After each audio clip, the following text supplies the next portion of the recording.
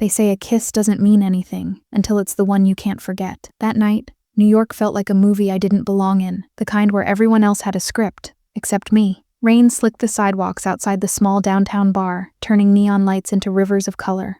Inside, the air smelled like whiskey, secrets, and heartbreak. Mine most of all. I wasn't supposed to be there. I wasn't supposed to need to be there. But after what happened that week, the promotion that slipped away, the relationship that fell apart, and the silence that followed, I just wanted to disappear somewhere no one knew my name. And that's when I saw him. He was sitting at the far end of the bar, dark suit, open collar, the kind of presence that doesn't ask for attention. It commands it. Every time the door opened, the light caught the gold chain on his neck, the ink that crept slightly up his wrist. He wasn't smiling. He wasn't drinking much either. Just watching, like a man used to studying the room before deciding what to own. I told myself not to look again, but I did, because there was something about him. Something dangerous and quiet and devastatingly calm. And maybe that's exactly what I needed. Danger that felt like distraction. He noticed. Of course he did. And when our eyes met, it wasn't the kind of look you walk away from. Rough night? He asked. His voice was low, smooth, the kind that doesn't echo. It lingers. I tried to smile. Something like that. He nodded, like he understood. Then he raised his glass slightly, an unspoken invitation. I shouldn't have gone, but I did. Because sometimes you stop thinking about what's right and start chasing what might make you feel alive. We didn't talk much, just small sentences that carried too much weight. His eyes never left mine. His thumb traced the rim of his glass like it was a habit, slow, controlled, dangerous. And then, I don't even know how it happened. I leaned in. Or maybe he did. Maybe it was both of us. All I remember is the silence breaking between us, and then his lips on mine. It wasn't a kiss meant to last. It was a mistake, the kind you make once and spend the rest of your life remembering. The world outside could have burned down, and I wouldn't have noticed. His hand brushed my jaw, his breath steady, unhurried, like he already knew he'd own this memory forever. And when it ended, he didn't apologize. He didn't even look guilty. He just said, "Be careful what you chase. You might find it." And then he left. No name, no number. Just the ghost of his touch and the taste of something I couldn't name. I sat there long after he was gone, staring at the empty seat, wondering what kind of man kisses like that and walks away like nothing happened. When I finally stepped outside, the rain had stopped, but the city still glowed. It was after midnight when I caught a cab, whispered my address, and told myself it meant nothing. Just a stranger. Just a moment. Just a mistake. But the next morning, when I walked into my new job, coffee in hand and heart still unsettled, everything stopped. Because behind the glass walls of the top-floor office, the man from last night turned. Same eyes, same quiet power. Except now, he wasn't just a stranger, he was my new boss. And as he looked at me, slow, deliberate, and with that same unreadable smirk, I felt my pulse echo like a warning. "Welcome to Moretti Industries," he said, his voice even darker in daylight. "Let's make sure we start on the right foot this time." The room tilted. My breath caught. That kiss, the one I couldn't forget, suddenly had a name, a face, and a past written in blood and power. And that's how my story with the Mafia King began, with a kiss that should have meant nothing, but changed everything. They say the world is small, but I never thought it would corner me like this. That morning, the New York skyline looked cruelly beautiful, glass, steel, and secrets stretching higher than my courage. I told myself it was just nerves, a new job, a fresh start. But the moment I stepped off the elevator and saw him, everything inside me froze. There he was, the man from the bar, the stranger I kissed, the mistake that suddenly had a title, a desk, and a name on the office door. Dante Moretti.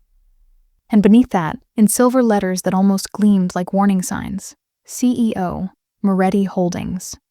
I felt every breath turn heavier. The air conditioning hummed, but my skin burned. He was standing by the window, phone in hand, speaking softly into it, the kind of calm that feels like danger before the storm. When he looked up, it wasn't surprise in his eyes, it was recognition. He already knew. He'd known from the second I walked in. I forced a professional smile, the kind you wear when your world is collapsing in slow motion. "Mr. Moretti," I said quietly, "I'm the new executive assistant." He ended his call without a word, then walked toward me, each step deliberate, a predator's rhythm dressed in a suit that probably cost more than my rent for a year. "We've met," he said. His tone wasn't a question. It was a reminder. My throat went dry. "I don't think so, sir." That smirk. The same one from the bar, slow, dangerous, and knowing. "No?" he asked. "Strange, you look unforgettable." My heart kicked against my ribs. I wanted to turn, to walk out, to run. But something about him, the quiet authority, the way he filled the room without trying, pinned me to the spot. He stepped closer, not too close to be inappropriate, but close enough for me to catch the faint scent of his cologne. Smoke, cedar, power. "You'll find I remember faces," he said, eyes never leaving mine, especially ones that make me curious. And then, like nothing happened, he turned toward his desk. Just like that, the moment ended, or maybe it began again. The rest of the day passed in fragments. I couldn't focus. Every time his voice carried across the room, my chest tightened. He didn't say much to me, just instructions, brief and clear. But every now and then, I'd catch him watching. Me through the glass reflection, not in a way that felt creepy, but in a way that said he knew more than he let on. During lunch, I tried to ask around. The whispers came quickly. "He's dangerous. People don't cross him. You don't work for Dante Moretti. You survive him." Still, I couldn't make sense of him. He wasn't loud or reckless like the men you see in headlines. He was calm, methodical. Every gesture felt rehearsed, even the kindness. When he finally called me into his office that evening, the city lights had begun to paint the windows gold. He didn't look up when I entered, just gestured for me to sit. "Do you always drink alone?" he asked suddenly. My pulse jumped. "Excuse me?" Now he looked at me, that same unreadable stare. "The bar," he said. "You looked like someone trying to forget something. I don't think my personal life is—" "It's not," he cut in softly. "Unless it gets in the way of your work." Silence stretched between us. He leaned back in his chair, fingers steepled. "You can relax. I'm not going to fire you." "Why not?" I asked before I could stop myself. That smirk again, quieter this time. "Because I don't regret that night. Do you?" I didn't answer, because the truth was, I didn't. "You should go," he said finally. "Tomorrow will be longer." I stood, trying to steady my breathing. My hand brushed the edge of his desk. Cold, smooth marble. Before I could leave, his voice stopped me one last time. "Miss Hale?" I turned. "Next time you decide to run away from something, choose somewhere I can't find you." The door clicked behind me like a closing trap, and for the first time in years, I realized I wasn't running from something anymore. I was running into something, and it had Dante Moretti's name written all over it. That night, I kissed a stranger. Today, I met my fate. There are some men you work for, and some you orbit around, hoping not to burn, working. For Dante Moretti was like standing too close to lightning, thrilling, dangerous, and impossible to ignore. By the second week, I'd learned the rhythm of his world, the long silences, the unspoken rules, the way everyone froze when he entered a room. He didn't shout, he didn't threaten, but when Dante looked at you, you listened. He was the kind of man whose calm could kill faster than anger. I spent most days sorting his meetings, memorizing his preferences, trying to pretend that what happened between us never did, but pretending was useless. Every time he walked past my desk, my pulse betrayed me. Every time his sleeve rolled back, enough to show the tattoos on his wrist, I remembered the way his hand once held my jaw. And sometimes, when the office went quiet, I caught him watching me, that same unreadable gaze from the bar, like he was still deciding what I was, an employee, a mistake, or something he couldn't name yet. One evening, I stayed late finishing reports. The city outside was glowing, glass towers and blurred traffic like veins of gold running through the night. I didn't realize he was still there until his reflection appeared in the window behind me. "You shouldn't be here alone," he said quietly. I turned. "Just trying to finish your quarterly report." That's what assistants say when they're hiding from something. He walked closer. I could smell that faint mix of smoke and spice that always clung to him. His jacket was off, his shirt slightly unbuttoned. Power, exhaustion, and danger, all stitched together into one man. "You don't scare easily, do you?" he asked. "I don't see a reason to." He smiled then, not the polite kind, the kind that looked like sin had just found something worth believing in. "Good, the last one quit on her second day." "Why?" "She didn't like the view from my world." He stopped beside my desk, hands in his pockets. His eyes flicked to the papers, then back to me. "You really don't know who I am, do you?" "I know you're my boss." That earned a small, dangerous laugh. "That's one way to put it." He leaned forward, voice lowering. "My family built this company, but that's not the only thing we built." The air between us felt heavier. "You've heard rumors," he continued. "The name Moretti carries a history," I swallowed. History? He nodded. The kind written in ink and blood, the kind that doesn't wash off. For a moment I saw something in his eyes, regret maybe, or warning. If you're smart, you'll stay out of it. Keep your head down, do your job, and forget what you think you know about me.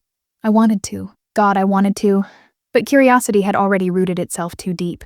And if I can't? I asked quietly. His expression softened, just a fraction. Then you'll learn that power never comes without a cost. The next day, the whispers grew louder.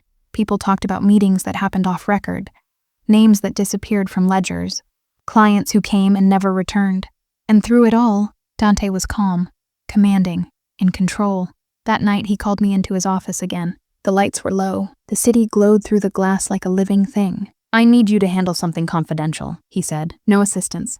No paper trail. My heart raced. Why me? Because you haven't learned to be afraid yet. He slid a sealed envelope across the desk. Deliver this to the driver waiting downstairs. Say nothing. Give it to no one else. I took it. My fingers brushed his for the briefest moment, and there it was again, that electricity that made everything else vanish. You trust me with this? I asked. Trust? He said, stepping closer. No, but I'm willing to find out if I should. Outside, the night wind bit through my coat. The black car waited, silent, tinted, dangerous. I handed over the envelope. The driver nodded once and drove away. When I came back upstairs, Dante was still there, standing by the window, hands in his pockets, eyes on the skyline. You did well, he said. Are you going to tell me what that was about? No, he said, turning slightly, because the less you know, the longer you'll survive. There it was, that calm danger again, wrapped in charm and control. And even though I should have been afraid, I wasn't. I was fascinated, because for the first time, I saw it clearly. He wasn't just powerful. He was haunted. I should have left then, my voice whispers in memory. But how do you walk away from the fire when it finally starts to feel warm? Some men are storms. They don't arrive to destroy you. They arrive to remind you you've been living too quietly. Since the night I carried that envelope, nothing between us felt the same. Dante didn't speak about it, but his silence had weight. Every glance was sharper, every command gentler, like he was testing the line between danger and desire, and I was standing right on it. Days blurred into each other. Morning meetings, late nights, the scent of his cologne on the elevator walls, the way the staff lowered their eyes when he passed, and me, pretending I didn't feel the pull, but I did. Every time his hand brushed past mine while reaching for a file, every time his voice dropped low enough to sound like sin, it wasn't attraction anymore. It was gravity. That Friday, the city was soaked in rain. The Moretti Tower windows shimmered with silver reflections. I stayed late again, revising reports, mostly to avoid going home to an empty apartment. He found me there, as always. No footsteps, no warning. Just his reflection in the glass. You don't listen very well, he said. I looked up. I didn't realize you gave an order. You work too late. You forget to eat. You don't take security seriously. Is that in my job description? It is now. He was wearing a black dress shirt, sleeves rolled, hair slightly undone. The kind of undone that looked intentional, dangerous. He came closer, leaned a hand against my desk. You think I don't notice things, don't you? I blinked. What things? The way you look at me like you're trying not to. The way you flinch when I get too close. But never move away. I froze. The rain outside seemed to slow. You want to know who I am, he said quietly. But that answer comes with consequences. Maybe I can handle them. He smiled, soft and sharp all at once. You think this is a game? I think it stopped being one the night we met. He exhaled slowly, like he was holding back something he shouldn't say. Then his tone changed, low, rough, honest. You don't understand what being close to me costs. My world doesn't forgive softness. Then why keep me in it? Because, he said, stepping closer until my chair hit the edge of the desk. You look at me like I'm still human. The room fell silent, except for the rain and my heartbeat. He reached for my chin, slowly, like giving me a chance to pull away. I didn't. His thumb traced the edge of my jaw. Tell me to stop, he murmured. I couldn't. Say it, he whispered, voice breaking the space between us. I met his eyes, dark, conflicted, dangerous. I don't want to. And then it happened. Not rushed. Not hungry. Just inevitable. His lips touched mine, slow at first, then deeper, as if every wall he'd built cracked open in that moment. It wasn't the kiss of a stranger this time. It was the kiss of a man who knew exactly what he was risking. When he finally pulled away, the air felt electric. His eyes stayed closed a second too long, like he was memorizing the ghost of it. You shouldn't have done that, I whispered. You kissed me back. He was right, and that scared me more than anything. Dante, don't, he cut in softly. Don't say my name like that. Not here. He turned, running a hand through his hair, trying to build his walls again. "Go home," he said finally. "Forget this happened." But we both knew that was impossible. That night, lying awake in my apartment, I could still feel him, the warmth of his hand, the sound of his voice, the weight of the secret he carried. And somewhere between guilt and longing, I realized something terrifying. I wasn't afraid of Dante Moretti anymore. I was afraid of myself, because I didn't want to escape him. They say curiosity killed the cat. My voice echoes softly in memory. But in my case, it kissed her first. Some doors once opened don't close again, especially the ones you were warned never to touch. I tried to forget the kiss. I tried to pretend it didn't happen, that the air between us hadn't changed, that the ghost of his touch didn't still burn against my lips. But pretending is a weak form of denial. And denial only lasts until the truth decides to arrive. Monday morning, the office was different. Dante wasn't in his glass office like usual. The air was tense, guarded. Even the guards looked nervous. Something was wrong. I heard whispers near the elevators. The Moretti shipment. Ambushed last night. Somebody's betraying him. I told myself it wasn't my problem, but then I saw the blood, just a small stain, dark and hidden near the marble entry, quickly wiped by a cleaner. And the moment my eyes caught it, a man in a black suit looked up at me, too sharply, too deliberately. That's when I realized I wasn't invisible anymore. I escaped to the records room, pretending to be working, heart racing. My hands shook as I sorted files, until my fingers brushed against a folder marked Moretti Imports, Confidential. It wasn't my place, but curiosity has a pulse, and mine was pounding. I opened it. Inside were photographs, ships, docks, coded manifests. And in one of them, Dante, younger, no tattoos, standing beside a man who looked almost identical to him, only colder. The caption read, Lorenzo Moretti, deceased, his brother. I didn't know why, but the name made my chest tighten. Something about the look in Dante's eyes, grief turned into something darker. Before I could read further, a shadow fell over me. "You shouldn't be here," I froze. It was him. He stepped closer, eyes unreadable. The room suddenly felt smaller. I started. "Lying," he said quietly. "You were just lying." I shut the folder. I heard people talking. "I just wanted to understand." "Understand what?" His voice was low, dangerous. "How far the darkness goes, or how deep you're already in it." I looked up at him. "You can't expect me to work for you and not wonder who you really are." "You think you're ready for that answer?" I swallowed hard. "Try me," he exhaled, the kind of sigh that carried years of weight. Then he said something I didn't expect. "Lorenzo was my brother. He was supposed to inherit everything, but someone made sure that didn't happen." I whispered. "He was killed." "Murdered," he corrected, "and I took the throne to keep the empire from burning." He turned away, staring at the city lights flickering through the blinds. I've spent 10 years keeping my family's name alive, protecting what's left of it. But every move I make, every person I trust, someone bleeds for it. There was pain in his tone, buried under power and pride. "So now you know," he said softly. "The Mafia King isn't a title. It's a curse." I took a step closer. "Then why tell me?" "Because you saw too much the moment you walked into my world," he said. "And because," his voice faltered, "part of me wanted you to." Our eyes met. There it was again, that pull, that dangerous gravity between two people who should have never met. The sound of footsteps outside broke the silence. One of his men entered. "Boss, we found the leak." Dante's entire body changed. Posture sharp, eyes like steel. "Who?" "Inside. One of the accountants." "Handle it," he said coldly. The man nodded and left. No questions. No hesitation. I watched him, realizing the man who had kissed me like I was fragile could also destroy someone's life with one word. He turned back to me, eyes softer again, as if nothing had happened. "You shouldn't have come here alone," he said quietly. "I wasn't afraid. You should have been." And then he left, leaving the door half open, leaving me with the folder, the truth, and a heart that wouldn't stop racing. That night, I sat by my window again, city lights flickering below, the rain returning like déjà vu. I told myself I'd quit, that I'd pack my things, leave, forget him. But every time I closed my eyes, I saw that look, the man behind the power, the broken king behind the crown, and somehow, I knew, this story wasn't just about forbidden attraction anymore. It was about fate, and the price it would soon demand. They say every secret comes with a cost. The narration fades. I just didn't know mine had already been paid in blood. Some nights don't burn because of what happens. They burn because of what they start. It began with the sirens. Not the kind that warn you to run, the kind that arrive too late. I was in my apartment, trying to convince myself I could still have a normal night. A movie playing, untouched food, the city humming outside my window, but the air felt wrong, heavy, electric. Then came the phone call. "Miss Russo, it's Rafe." It took me a second to place the voice, Dante's head of security. Calm, deep, unnervingly polite. "There's been an incident," he said. "You need to stay inside. Lock your doors." "What kind of incident?" A pause. The sound of wind and gunfire in the distance. "One that's about to change your life." And then, silence. 15 minutes later, the world exploded. A flash of orange lit the skyline, followed by a shockwave that rattled my windows. My breath caught.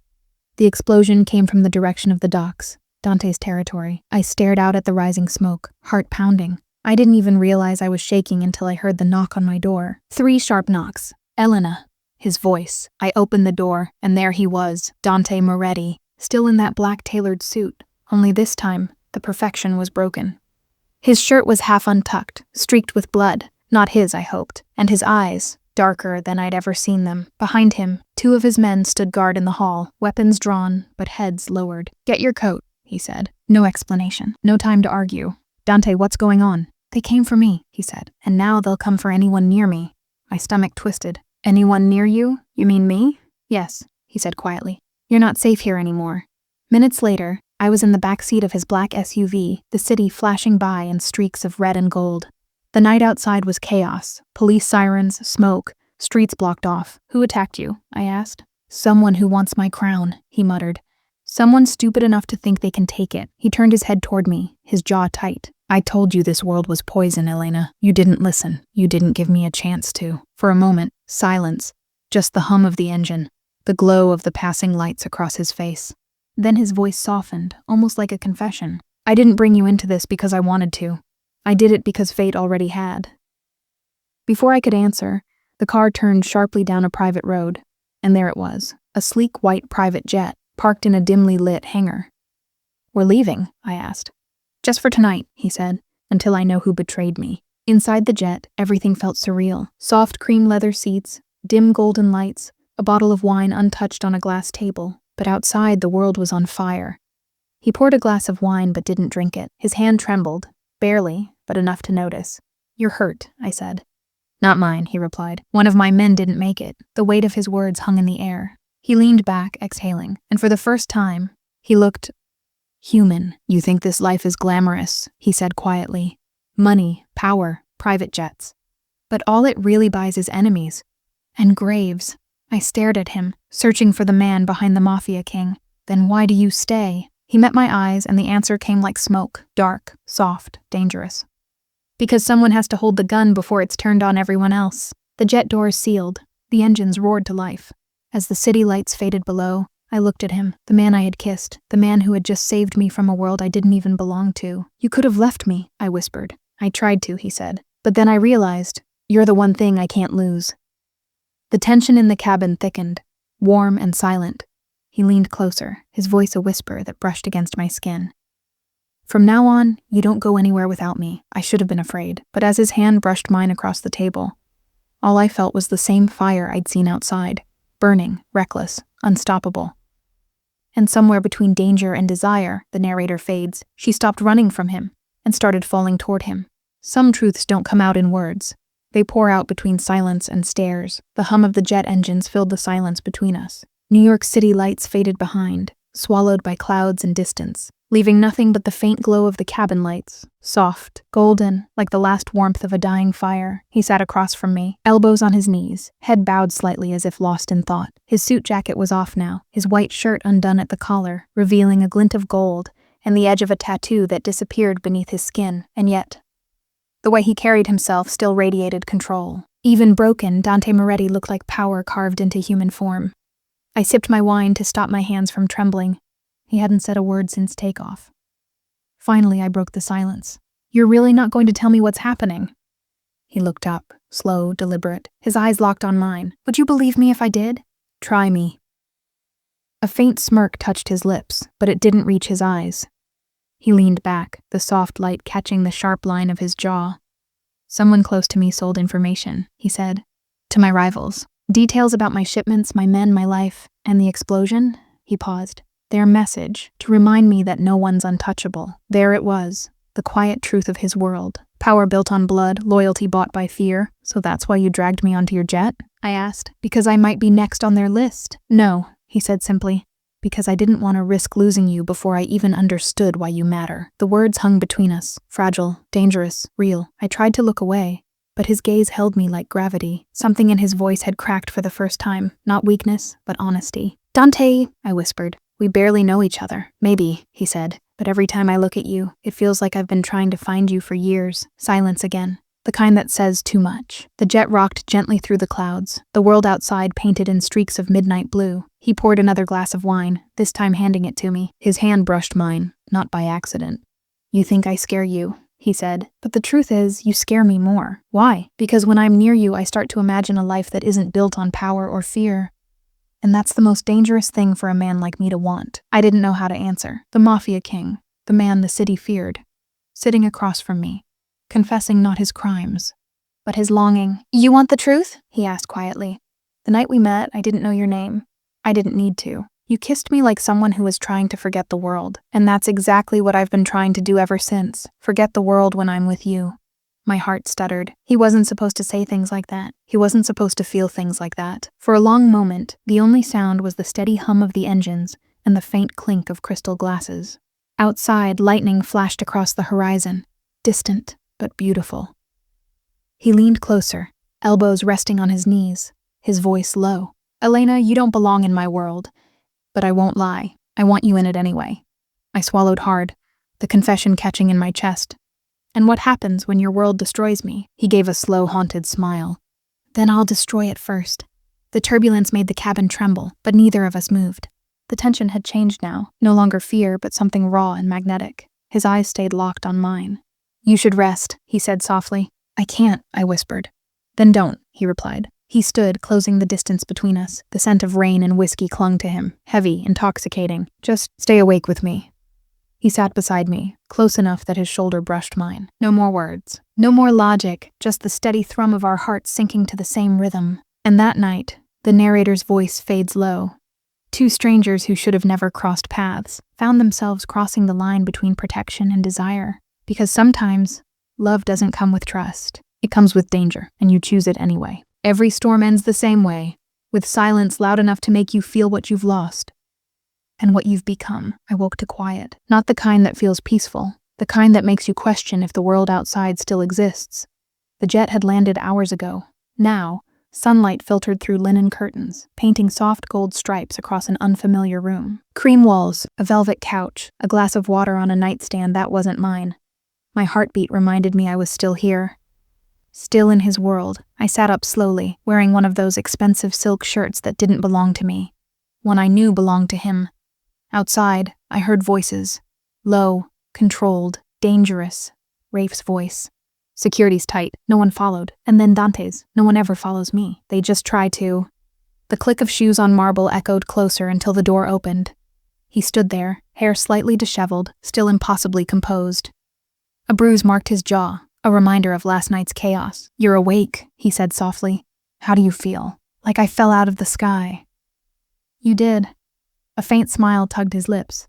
I caught you. He set a tray on the table, coffee, croissants, a small note folded beneath the plate. His gestures always precise, deliberate, like control was his only language. I stared at him. Where are we? My safe house, he said. Upstate, the kind of place the law can't find, and enemies won't survive. I wanted to laugh, or scream, or both. That's supposed to make me feel better? It's supposed to keep you breathing. He said it so matter-of-factly it almost sounded like care. He sat across from me, elbows on his knees, eyes unreadable. You didn't have to bring me here, I said. You could have left me after we landed.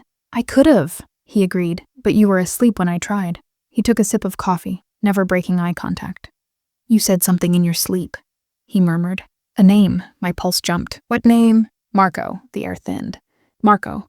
The name I'd buried. The ghost I never planned to let surface again. He was the reason you were leaving New York, Dante said quietly. Wasn't he? I looked away. He was the reason I stopped believing in love. Dante leaned back, studying me. And yet you kissed me. Maybe I was trying to forget him. No, he said. You were trying to remember yourself. The silence stretched, heavy with truths neither of us wanted to name. Outside, the wind brushed through the trees. Inside, the tension pressed closer. He finally stood. I have to meet my men. There's someone I need to deal with. Deal with? He glanced over his shoulder, a shadow flickering in his expression. The one who betrayed me. I stood too quickly. You're going to kill him? I'm going to remind him who he betrayed. There it was again, that razor-thin line between justice and vengeance, between the man and the monster. He walked toward the door, then stopped. "Elena," he said without turning. "Stay here. Don't open the door for anyone but me. And if you don't come back," he paused, then softer, "then you'll know the world finally got even." The door closed. Hours passed. I tried to distract myself, showered, paced, stared at the untouched breakfast. But every sound outside felt like a threat, every silence a warning. When the door finally opened again, I froze. He walked in. Jacket off, shirt unbuttoned at the throat, eyes darker than before. A faint streak of blood marked his hand. "It's done," he said simply. "Dante, don't ask," he cut in. "You don't want to know." He poured a drink, hand trembling slightly before he set the glass down untouched. For the first time, he looked exhausted, not from battle, but from being alive. "Does it ever stop?" I whispered. "The violence? The fear?" He looked at me, and for a fleeting second, I saw a man stripped of his armor. "Only when you find something worth dying for," he said, and somehow I already have. That morning, the narrator's voice fades over soft city ambience. The storm was gone, but something else had begun. She didn't know if she was his salvation or his next sin, only that she could no longer tell the difference. Every empire falls for the same reason. Someone inside it wanted the crown more. The rain had started again, slow and deliberate, streaking down the tall windows of the safe house like tears the sky couldn't hide. Dante stood by the glass, sleeves rolled up, cigarette between his fingers. The smoke curled lazily into the room, expensive, bitter, like everything about him. He hadn't spoken in an hour, not since he came back, not since that faint line of blood had dried on his knuckles. Finally, I broke the silence. "Who was it?" He exhaled slowly, not looking at me. "A man I trusted. A man I raised." "What did he do?" "He sold my location to the Giannetti family. Told them where I'd be that night in Manhattan." My pulse quickened. "That was the night of the gala, the night I first met him." "But they didn't find you," I said. He gave a low, humorless laugh. "They didn't find me because they found you instead."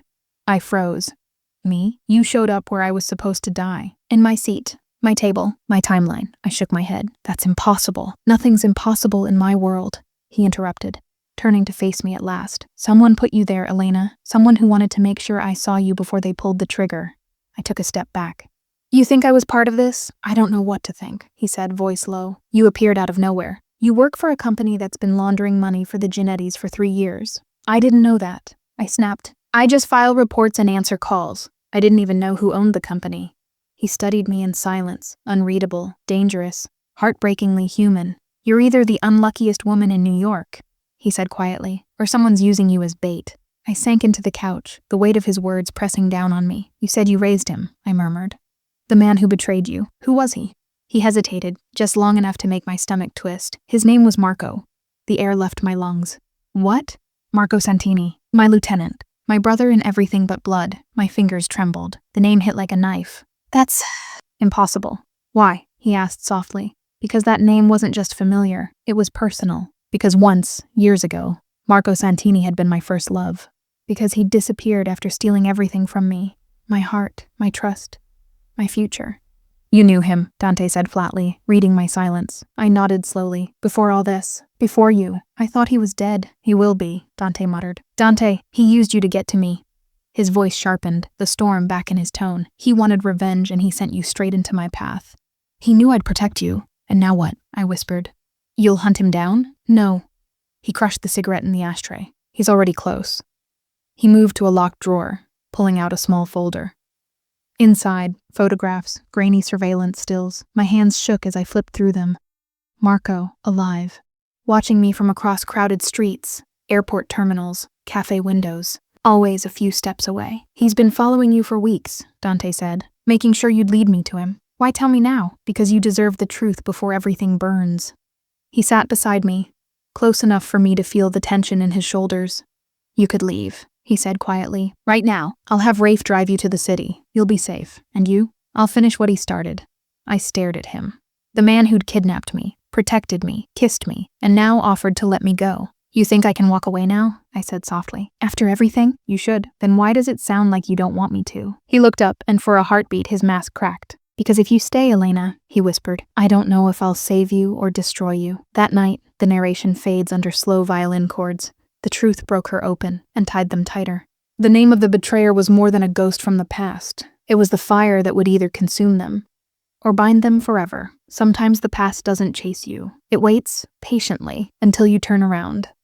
New York never truly sleeps. Even at 3 a.m., the skyline glowed, a pulse of gold and neon under a bruised sky. And somewhere between those lights, Dante Moretti was driving back into the world he swore he'd burned down.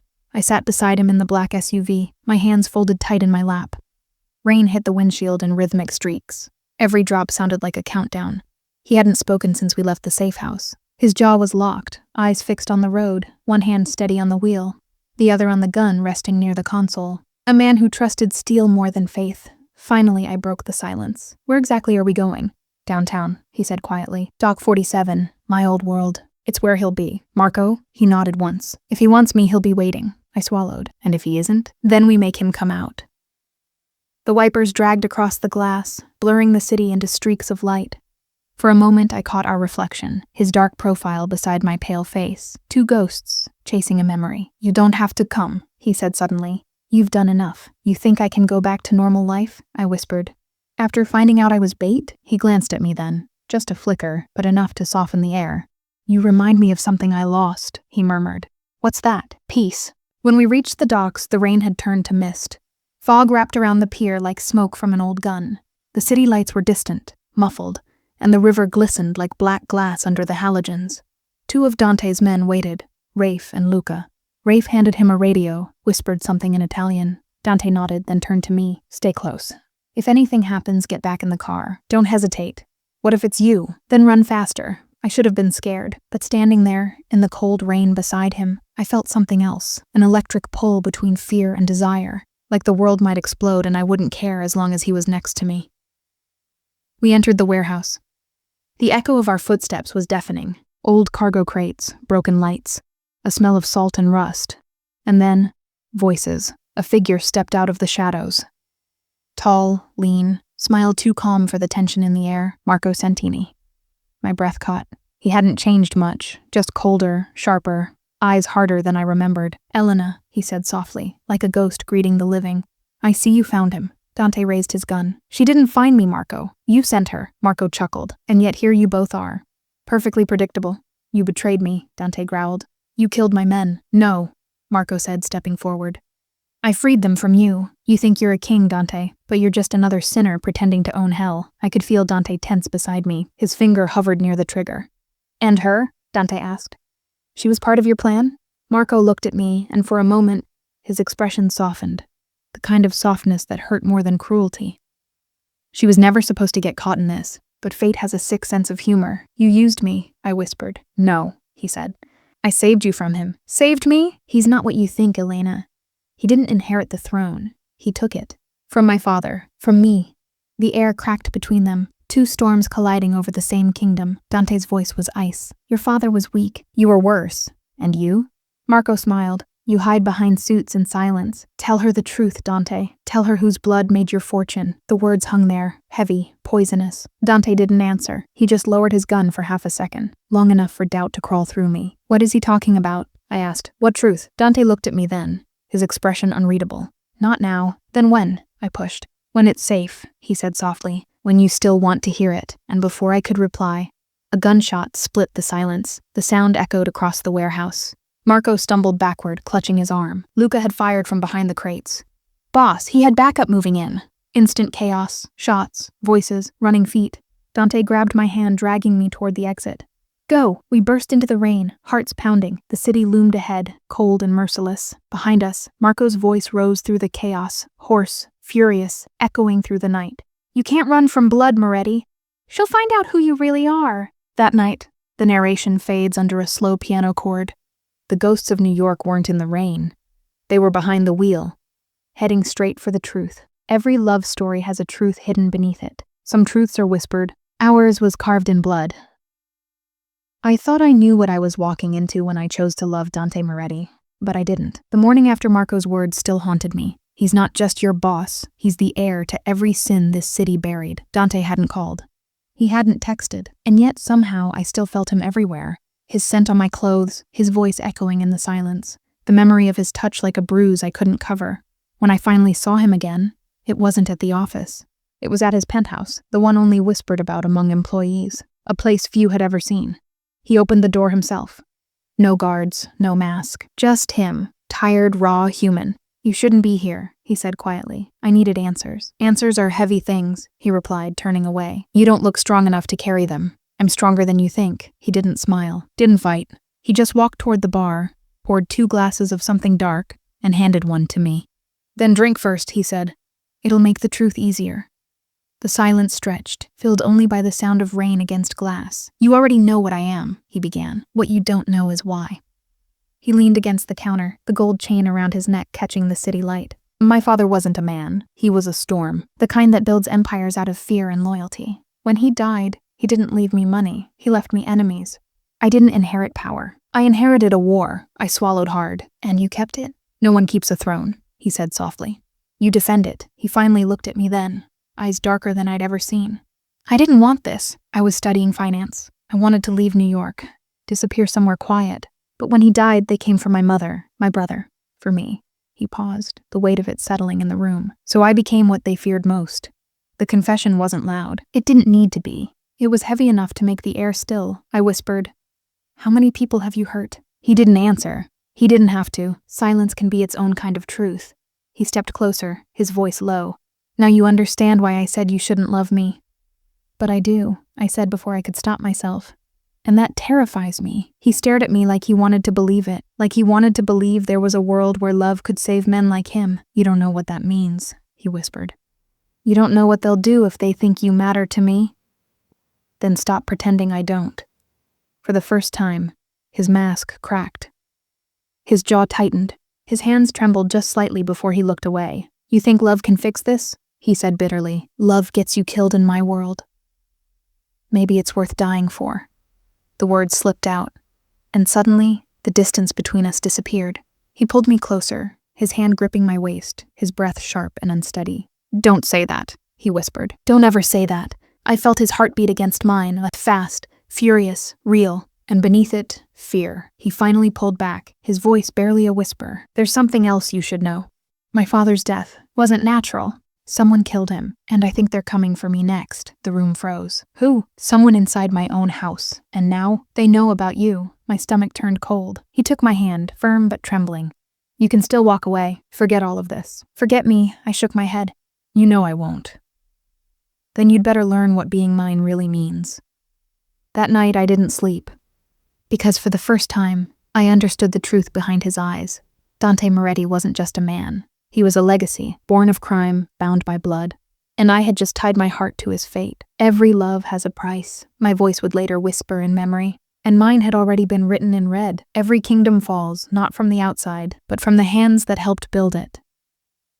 After that night, I stopped pretending I didn't belong in Dante's world. He'd opened the door, and I stepped inside willingly. The meetings grew quieter, the guards more alert. There was tension in the air, a kind that didn't come from business, but from fear. Someone was watching him, or worse, watching us. One evening, I arrived at the tower later than usual.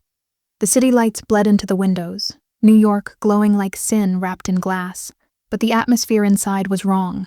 The receptionist wouldn't meet my eyes. 2 men I didn't recognize stood by the elevator, their suits too stiff. Their silence too heavy. When I reached Dante's office, the door was already open. He was inside, shirt sleeves rolled, staring at a wall of monitors showing security footage. You shouldn't be here tonight, he said without looking up. I could say the same to you. He finally turned, and I saw it. That edge of exhaustion, of anger barely caged. Someone inside the family is leaking information, he said. Locations, names, shipments. My father's allies are turning on each other. Do you know who? Not yet, but whoever it is, they know I've changed things. They know you exist. My throat tightened. You think they'll come after me? They won't get the chance. There was something cold in his tone, something that didn't sound like reassurance. It sounded like a promise. He motioned me closer. On his desk were photographs, blurred images of cars, shadowed figures, coded notes, and among them, one picture that froze my blood. It was me, taken from outside my apartment. They've been watching you for weeks, he said quietly. Waiting for a weakness? And you didn't tell me? Because I was trying to fix it before you found out. By lying to me, he stepped forward. By protecting you. The argument broke before it began. The space between us burned with fear, anger, love, all tangled into one impossible knot. You should have walked away when I told you to, he said, and you should have let me make that choice. He exhaled, jaw tight. You think this is a choice? When you're with me, you're part of a war you don't even see. Then show me. You wouldn't survive it. Then teach me how. The words hung there, reckless, raw. He looked at me like he wanted to argue, and couldn't. You have no idea what you're asking. Maybe not. But I know what I'm risking. Before either of us could speak again, the intercom on his desk buzzed. Boss, a voice said. We've got movement. West lot. Unmarked car. Dante's eyes hardened instantly. Stay here, he ordered.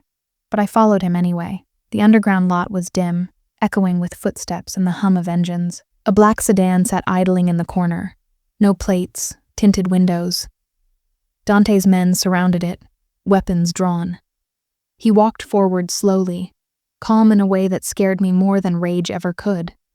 Get out, he said. The door opened, and the man who stepped out wasn't a rival or a stranger. It was Marco, the same Marco who had warned me days ago. The same Marco Dante had called his brother. You? Dante's voice cracked, not with weakness but disbelief. Marco's hands were raised, calm. You've forgotten what loyalty means, Dante. The family's falling because you let your heart lead instead of your head. You sold me out. No, Marco said softly. I saved what's left of the empire. And then he glanced at me. She's the reason they're coming for you. Walk away from her, and they'll call a truce. The silence after that felt like glass shattering in slow motion. Dante didn't move, didn't speak. His jaw flexed once, and then his voice came low, dangerous. You just made the last mistake of your life. The moment fractured. Men shouting, the sound of footsteps, the blur of headlights.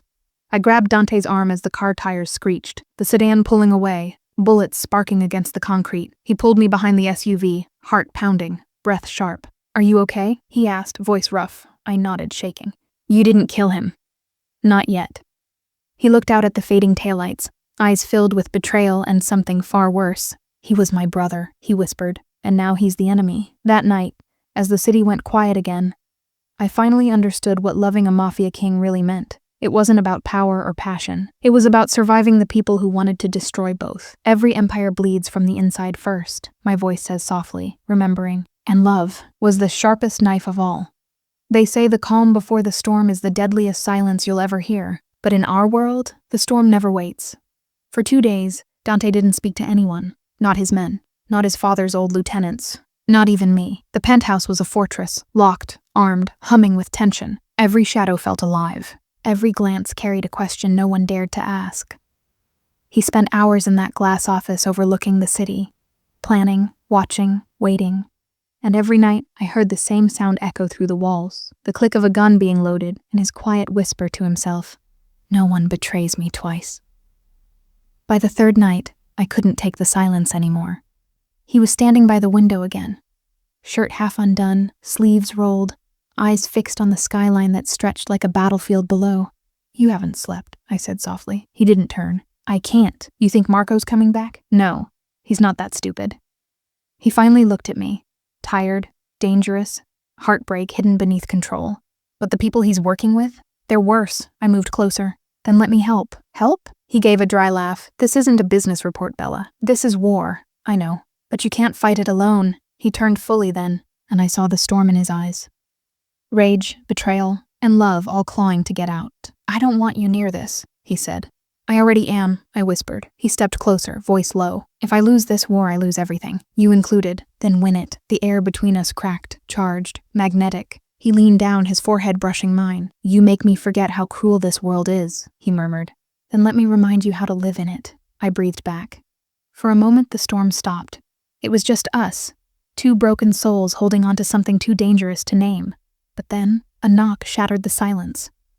Boss, came a voice from the other side. They hit the West warehouse. 2 of ours down. Dante's entire expression changed. Tenderness gone, replaced by command. Get everyone ready, he barked. We move now. He grabbed his jacket, gun holster snapping into place, his entire body shifting into war mode. The Mafia king had returned. I followed him to the garage despite his glare. You're not coming, he said. I'm not staying here waiting to hear gunfire over the phone.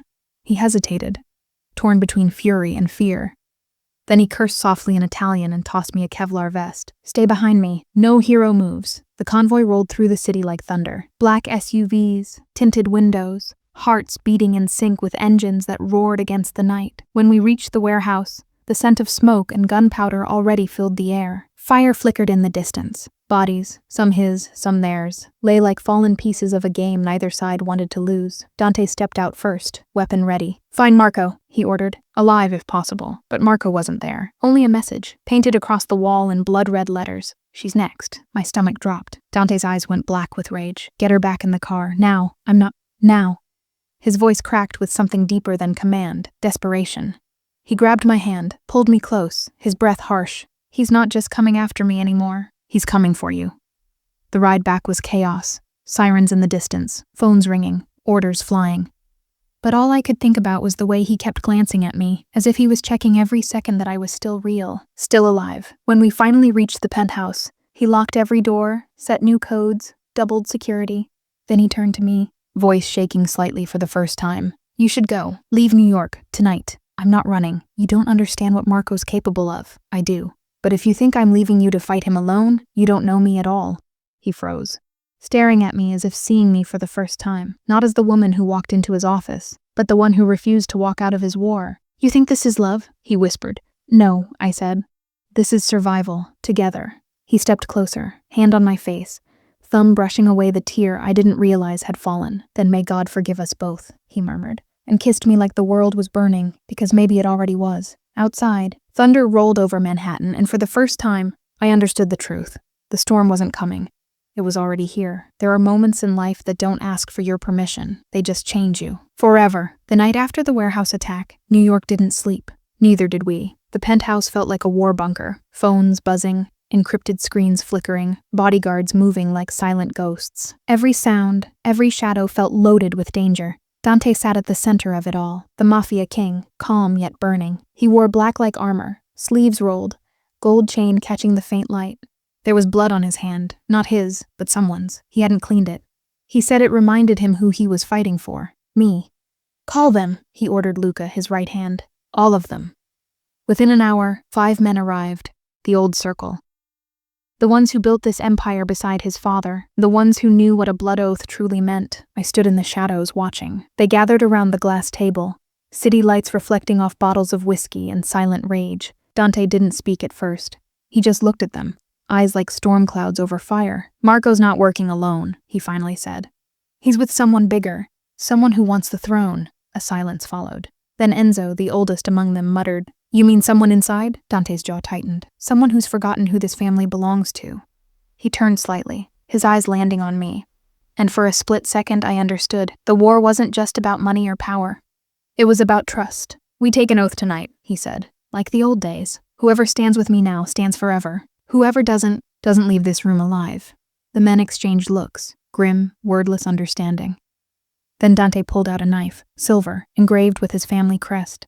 He sliced his palm open, slow and deliberate. Blood dripped onto the table, red against the glass. For blood, for honor, for the house of Romano. One by one, the others followed, blood mixing into a single crimson streak. It wasn't just a vow. It was a declaration of war. When he turned to leave, I stopped him. "You're really doing this," I whispered. "There's no other way. You could go to the police." He laughed, low, cold. "You don't survive this life by asking the law for mercy. Then how do you survive?" He stepped close enough that his breath brushed my skin. "You stop surviving," he said softly, "and you start ruling." Later that night, I found him on the balcony, shirt half open, cigarette burning between his fingers. The city stretched below, endless lights and secrets. "You don't have to be this man forever," I said quietly. He exhaled smoke, eyes still fixed on the skyline. "You think I chose this? You could still walk away." He turned, the pain in his eyes sharper than any bullet. "I was born into a war, not a family. There's no walking away." Then he reached into his jacket and pulled out a small velvet box. "But you—" He opened it. Inside, a silver locket, delicate and simple, engraved with the letter R. "If anything happens to me, you wear this. It'll protect you. From what? From everyone who'll come after me, and after you." I stared at it, trembling.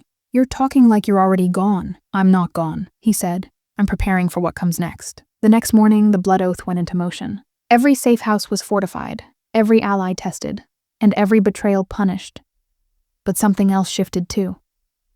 That night, he didn't lock me in another room for safety. He let me sit beside him while he planned the next strike. Maps spread out, his hand tracing routes, my eyes tracing him. For the first time, he treated me not like a weakness, but like a partner. "You're not afraid anymore," he murmured. "I am," I admitted. but I'd rather be afraid with you than safe without you."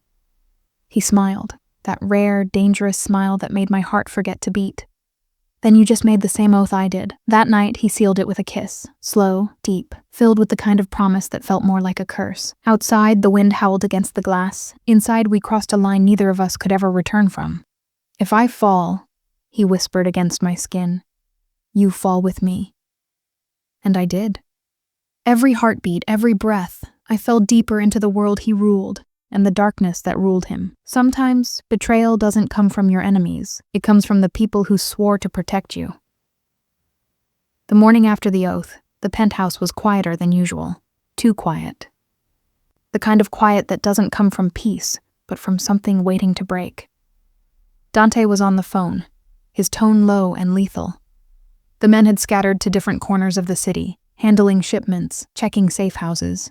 Everything was supposed to be under control, but I'd learned something in his world. Control is the first illusion to die. The silence broke when Luca stormed in. His face was pale, eyes burning. He didn't even knock. "Boss, we've got a problem," he said. "One of the warehouses. Someone tipped them off." Dante froze mid-sentence. The kind of stillness that came before an explosion. How bad? They knew everything. The location, the timing, even the guards. I watched as Dante's jaw clenched. He didn't speak, just reached for his gun, the same cold black weapon he never left behind. "Find out who," he said. I don't care how. Hours passed like days. The air in the penthouse felt electric, every sound amplified, every glance a question. I sat in the corner of his study, pretending to read, but really I was watching him. He didn't sit once, didn't breathe properly, just paced. His hand brushed over his desk. Papers, blueprints, a silver lighter.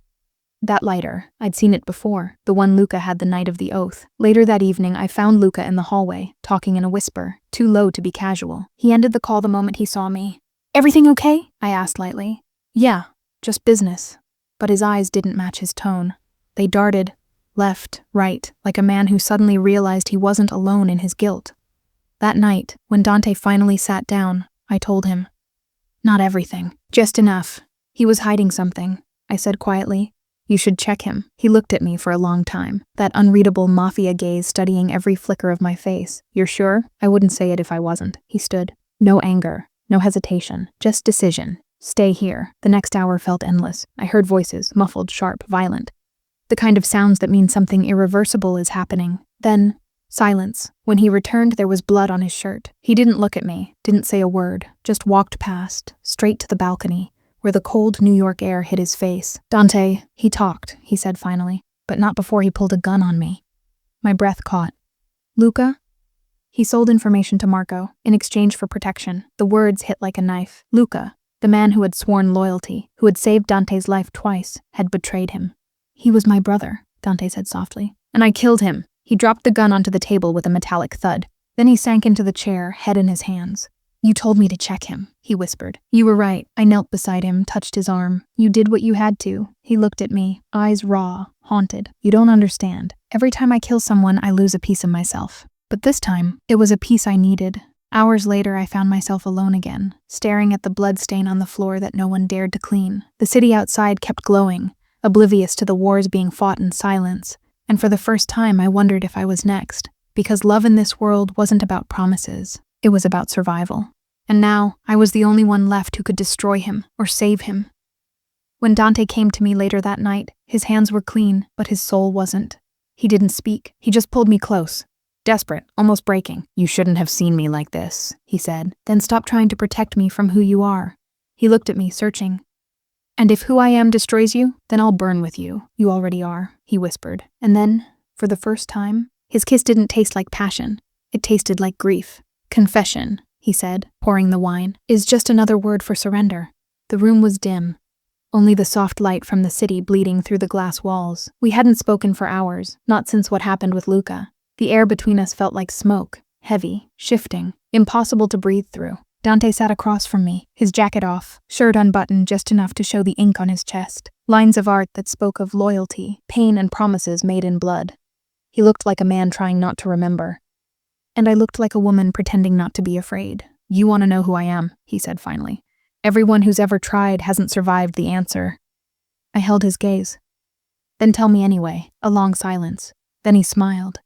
that quiet, dangerous kind of smile that looked like it could destroy peace. "You think you fell in love with a mafia king," he said, "but that's not what I was supposed to be." He poured the wine into my glass, slow, deliberate, and for a second, I could see the reflection of his eyes in the red. "My father built this empire," he continued, "but he didn't build it out of ambition. He built it out of revenge." His voice deepened like the weight of memory pulled it down. He was betrayed by his own brother, Marco's father. They were partners once. Then greed turned blood into a weapon. He paused, tracing the rim of his glass with his finger. "My father lost everything, his business, his reputation, and then my mother. He told me one thing before he died: never let love make you weak." He looked up then, straight into me, and yet here I am, letting you in. For a moment, I couldn't breathe. This wasn't the Dante I'd known, the ruthless, unreadable man who made others tremble. This was a son haunted by a promise, a man who never learned how to forgive. "You think love is weakness?" I asked softly. "No," he said, leaning back. "Love is power's greatest enemy. It makes you hesitate." He took a sip of wine, eyes never leaving mine. "And hesitation gets people killed." I reached across the table, my hand brushing his. "Maybe love isn't your enemy, Dante. Maybe it's the one thing that can save you." He didn't move, didn't even blink. Then he leaned in, closer, voice low enough to shake something inside me. "Save me?" he repeated. "You don't save men like me. You survive us." The silence stretched until it hurt. Then I stood, walked toward the window, watching New York glow below us. A city so alive it didn't care how many souls it swallowed. "Then why tell me all this?" I asked. "Because you earned it," he said simply. "And because I know one day, you'll have to choose between me and your own peace." I turned. "And what if I already have?" He stood too, closing the distance between us in a few quiet steps. His hand came to my cheek, fingers rough but trembling. "Then I hope you choose wrong," he whispered. His lips brushed mine, soft, slow, not like hunger this time, but like confession. Like an apology he'd never say out loud. "When I was 16, he said against my skin, "I watched my uncle shoot my father in the back. I didn't cry. I didn't scream. I just swore that I'd never let love distract me again." A tear slipped down before I could stop it. He caught it with his thumb. "And then you showed up," he said quietly. "And suddenly, I don't want revenge anymore." That was the moment I knew we were past saving, because in his world, change was just another form of death. He kissed me again, harder this time, desperate. And somewhere between our breaths, I realized what his confession really meant. He wasn't telling me to know him. He was warning me to run. But I didn't. I stayed. Because love, once it chooses, doesn't retreat. It destroys. "If this is a game," I whispered, "then tell me who wins." He smirked, lips ghosting against my ear. "The one who stops pretending first." Outside, thunder rolled across the city, a storm coming closer, just like us, and I knew, when the storm finally broke, one of us wouldn't survive it. Every war begins with silence, and ends with someone who refuses to run. The night after his confession, the rain came. Not the gentle kind, but the kind that sounds like punishment. It slammed against the glass walls of the penthouse, turning the city into a blur of lights and shadows. Dante stood by the window, jacket gone, sleeves rolled up, a glass of whiskey forgotten in his hand. The reflection of lightning carved across his face, revealing a man torn between two worlds, one built from blood, the other built from me. I didn't say anything. There was nothing left to say. We both knew something had changed, the kind of shift that doesn't fade back into normal. His eyes, once sharp and commanding, looked almost human now. And that was the problem. "Marco won't stop now," Dante said quietly. "He knows I'm losing focus." "You mean, because of me?" He looked at me, a faint smirk ghosting across his lips. "Because of us." He turned away, set the glass down and reached for his gun. Not with anger, but routine. "I'll end this before he reaches you." I stepped closer. "You can't end this with more blood, Dante. That's the only language we were raised to understand." He said it like a truth carved in stone. The next morning, the storm hadn't passed. It had followed us. The city streets glistened like mirrors as we drove through Manhattan in one of his black SUVs. Two men sat in the front, silent, armed, watching everything. "Where are we going?" I asked. "The docks," he said. "That's where Marco's men made their last move." He reached over, his hand brushing mine. Just a second, barely a touch, but enough to remind me why I was still there. "Stay close," he said softly. "If anything happens, don't hesitate." I didn't ask what that meant. In his world, hesitation meant death. The docks smelled like salt and smoke. Cargo crates stacked high. The sound of rain dripping on steel. His men fanned out, scanning the shadows. It was too quiet. And quiet meant danger. Then, a shot. Dante's arm shot out, pulling me behind a crate as bullets cracked through the air. The men fired back, chaos echoing across the wet metal. I could taste fear in my mouth. Metallic, sharp. Dante moved like a shadow, calm, precise, deadly. He turned, eyes locking on mine. "Stay down!" But I didn't. Something inside me refused to be the weak one anymore. When one of Marco's men broke through the corner, I grabbed the gun Dante had left on the crate. My hands trembled, but my aim didn't. One shot. He fell. The noise stopped. Just rain again. Dante turned, saw the body, and then saw me. His expression didn't change, but his eyes did. "You shouldn't have done that," he said, voice low. "I had to. You just crossed a line you can't uncross." I swallowed. "Maybe that's what love does. It changes the lines." He stepped closer, gun still in his hand, rain dripping from his hair. "Love doesn't change you," he said. "It exposes who you already are." Later, back in the car, the city lights shimmered like ghosts through the windshield. Neither of us spoke. He reached into his coat and pulled out a folded letter. "My father wrote this the night he died," he said quietly. "He told me that one day I'd find someone who'd make me want to stop fighting. And when that day came, I'd have to choose between love and the throne." He looked at me. "Now you see my curse." Outside, thunder cracked again. But inside, his hand found mine, not as a warning this time, but as a surrender. "If this is a storm," I whispered, "then what happens when it passes?" He turned toward me, eyes dark and honest. "Then we find out what's left standing." That night, back at the penthouse, he kissed me like a man trying to erase everything except us. The rain was still falling, the city still burning, and I realized this wasn't just a storm outside, it was the one we started. "I'll burn the world before I lose you," he whispered. "Then let it burn," I said.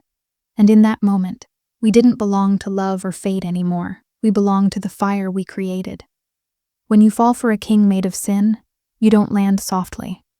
You crash in fire. The morning after the shootout, New York felt quieter, almost too quiet. The rain had stopped, but the air still carried the scent of smoke and iron. From the penthouse window, the skyline stretched endlessly, glass towers glowing gold under the weak sun. But for Dante and me, peace had become an illusion. He stood shirtless near the kitchen island, a faint scar tracing his shoulder where the bullet had grazed him. He was silent, focused, cleaning the gun with precise hands, as if each motion helped him hold the chaos together. "You should rest," I whispered. "I can't," he said without looking up. "Marco's still out there.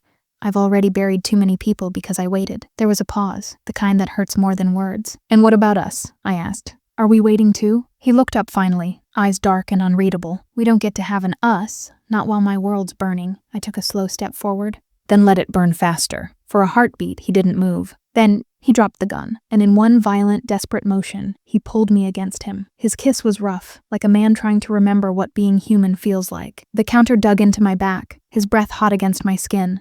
Every touch said what words couldn't. This might be the last time. Hours later, when the world came crashing back, he was already gone. A note sat on the bed, written in his sharp handwriting. "Stay inside.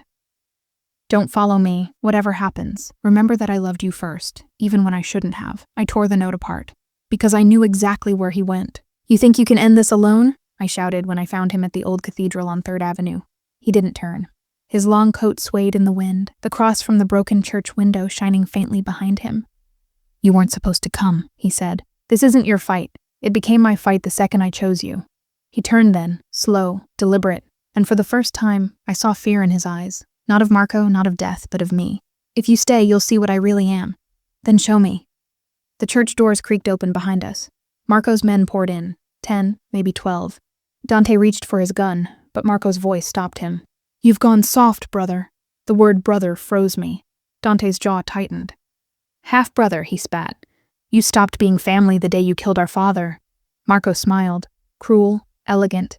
He deserved it. He chose you as heir, the golden son. The saint with blood on his hands. "And what do you deserve?" Dante said, raising the gun. "Everything you love." Marco's men opened fire. Chaos exploded. Glass shattering. Bullets screaming through the holy air. I dropped behind a pew, heart pounding so hard I could taste blood. Dante moved like death itself. Swift, precise, unstoppable. 2 men down, then 3. But Marco wasn't aiming for Dante. He was aiming for me. The shot rang out before Dante saw it. A sound sharper than thunder. I gasped, the pain hot, burning through my shoulder. Dante turned, eyes wide, the world freezing around him. "No!" He caught me before I hit the ground, blood staining his white shirt. His gun fell beside us. "Stay with me," he whispered, voice breaking. "You promised to stay. You said love was exposure," I managed to whisper. "Now you see mine." He pressed his forehead to mine. "Don't you dare leave me, Bella Mia." But Marco was still standing, gun raised, smile twisting. "Looks like your heart finally made you weak," he sneered, and before Dante could move, a shot, not his, mine. Marco fell. His body hit the church floor with a hollow thud. The silence that followed was unbearable. Rain began to fall again through the broken roof, washing away the blood between the tiles. Dante's hands trembled as he held me closer. "You shouldn't have done that," he whispered. "Neither should you," I said faintly. We both smiled through the pain. Two sinners who found heaven in the middle of hell. "The fall," he said softly, brushing his thumb over my cheek. "That's what this was. Not from grace, but into each other." And for once, I didn't care what burned behind us. The world could collapse. We had already fallen. Every choice has a cost, but loving him, that was never a choice. It was a sentence I was willing to serve. The sound of sirens was distant, almost drowned beneath the rain. New York shimmered outside the cathedral, blue and red lights slicing through the storm. Dante held me close on the cold marble floor, blood and rain blurring together like ink and water. "Stay awake," he whispered. "You're going to be fine." But the way his voice cracked told me he didn't believe his own words. I smiled weakly. "You're a terrible liar for a Mafia king." He almost laughed. Almost. His hand brushed through my hair, trembling with fury and fear. "You shouldn't have taken that shot. And you shouldn't have made me love you," I murmured. For a heartbeat, he froze. Then, he kissed my forehead, softly, reverently, the kind of kiss that feels like a goodbye wrapped in forever. When the sirens grew louder, he finally moved. He lifted me gently, carrying me out through the side door of the cathedral, the one the world had forgotten. Outside, the air was cold and sharp. His black SUV waited near the gate, headlights glowing like ghosts. He laid me in the back seat and pressed his jacket over the wound. "Luca will meet you at the docks," he said quietly. "There's a doctor waiting. He'll take you somewhere safe." I grabbed his wrist. "No, you're coming with me." "I can't," he said. "If I run, they'll follow. If I stay, maybe you get to live." "Dante," he cut me off with a kiss, deep, desperate, final. When he pulled away, his eyes were full of everything he'd never said aloud. "You were the only thing I didn't want to ruin." He closed the door before I could answer. And then he was gone, walking straight into the flashing lights, into the chaos that waited for him. The next hours blurred together. The rain, the roads, the faint hum of the jet engines when Luca finally got me out of the city. But even as the plane lifted off, my heart stayed behind, somewhere between the stained glass and his trembling hands. They said a king never kneels, but that night, in the middle of the rain-soaked street, Dante Moretti did. His gun lay on the ground, his hands raised as the NYPD surrounded him. Every headline the next day called him the Devil of Fifth Avenue. Every photo showed him looking unbreakable. But none of them saw the truth, that his heart was already gone. "Any last words?" one officer asked coldly. Dante smiled faintly. "Yeah, tell them. She lived. Weeks passed. The wound healed. The world moved on, except me." Every night I'd wake to the sound of rain and think of him, of that cathedral, of the way he said my name like it was both a curse and a prayer. The news said he'd taken a plea deal, 25 years, no parole. No visitors allowed, but they didn't know me. One evening, I found myself back in New York, the city that had given me love wrapped in fire. I walked to Rikers Island during visitation hours, heart pounding like a secret trying to escape. When the guard led me into the visiting room, I saw him, sitting behind the glass. Older, tired, but still every inch the king I remembered. His eyes softened when they found mine. "You shouldn't be here," he said through the phone. "You shouldn't still be alive," I whispered. He laughed quietly, that same broken, beautiful sound. "You always had a way of making danger sound romantic." "That's because it was," I said. "We didn't survive it. We became it." He looked at me for a long time, silent, unblinking. Then his voice dropped low, almost a confession. "There's something you don't know." "What?" "I didn't take the plea to save myself. I took it to erase your name from every file." My breath caught. I told them you were never part of it. I told them I forced you. It was the only lie I've ever told that felt like truth." Tears slipped down my face. "Why would you do that?" "Because loving me should never have cost you your freedom." The line went silent. A guard tapped the glass. Our time was up. I pressed my hand to the barrier. He mirrored it, palm to palm, separated by an inch of bulletproof glass and a lifetime of consequences. "What now?" I whispered. He smiled faintly. "Now you live. And maybe one day, I walk out that door and we start over. And if you don't," his gaze locked on mine, fierce, eternal, "then you'll know I loved you enough to never stop paying for it." The guards took him away, and I stood there, frozen in the echo of what could have been. Outside, the rain started again, soft and slow, just like the night we met. Every love story has a price, I whispered to myself. But his was the kind that never stops collecting. Some stories don't end when the book closes. Some just keep breathing quietly, inside the people who survived them. 3 years. That's how long it had been since I last saw him. Since that night in the rain, Since the glass wall that separated love from freedom, the world had changed. So had I. I wasn't the scared girl who walked into his office 3 years ago, or the one who kissed a stranger in the dark and found her world rewritten. Now I was the woman who had learned how to live with ghosts, and love one too. I built something new in the ashes he left behind. A small art gallery in Soho. Nothing grand, nothing loud. Just a quiet space where stories hung on walls instead of being whispered in the shadows. People came to see color and emotion, but every painting I made hid the same secret. Him, Dante Moretti, the Mafia king who'd traded his empire for my freedom. The man whose name I could no longer say aloud, but still whispered every night before sleep.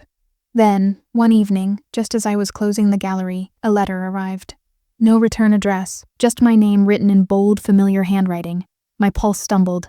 I tore it open. The first line stopped my breath. 3 years. I told them I'd serve 5, but sometimes redemption comes early, if you survive hell long enough. The paper shook in my hands. He was out. There was an address at the bottom, a pier on the edge of the city. No words, no promises, just a place, just a time, midnight. They say every story has an ending, but the truth is, some loves never end. They live in the pauses between heartbeats, in the moments you can't forget, and in the stories that still whisper to your soul long after the screen fades to black. If this story made you feel something, if it made you believe that even the darkest hearts can still find light, then don't let it end here.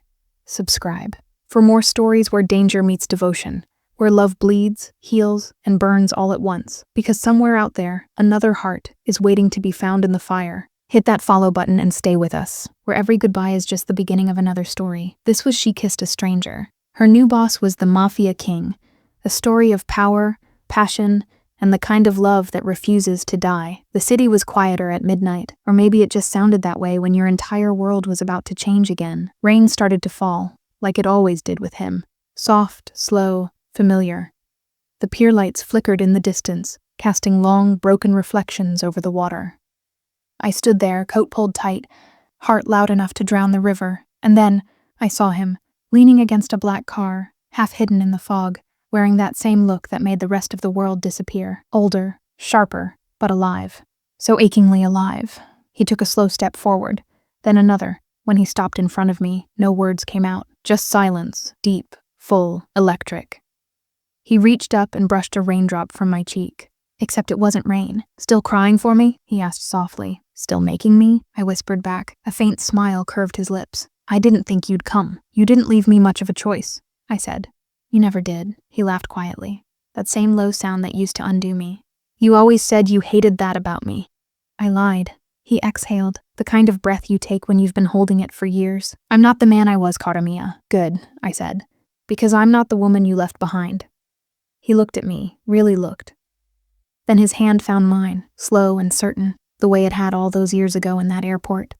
Then maybe, he said quietly, we can meet again, not as the man I was or the girl you were, but as what we became. The rain fell harder now, painting the world in silver. Behind us, the black car door opened.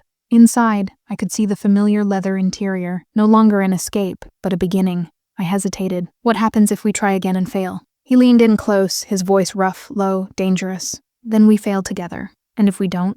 He smiled, small, broken, beautiful. Then for once, we win something worth losing everything for. I didn't answer. I just kissed him. Slow and certain, like I was finally rewriting the story that had begun in sin and ended in something far stronger. The world disappeared, the rain, the lights, the years between us. All gone. And in that moment, I understood something. It was never about redemption or ruin. It was always about love. The kind that destroys, the kind that saves, the kind that does both. And still keeps burning. They said no one walks away from the Mafia, I whispered against his lips. They were right. I didn't walk away. I followed you, he smiled, pressing his forehead against mine. Welcome home, amore mio. The camera pans upward. The skyline of New York glows against the rain. The sound of the waves fades into silence.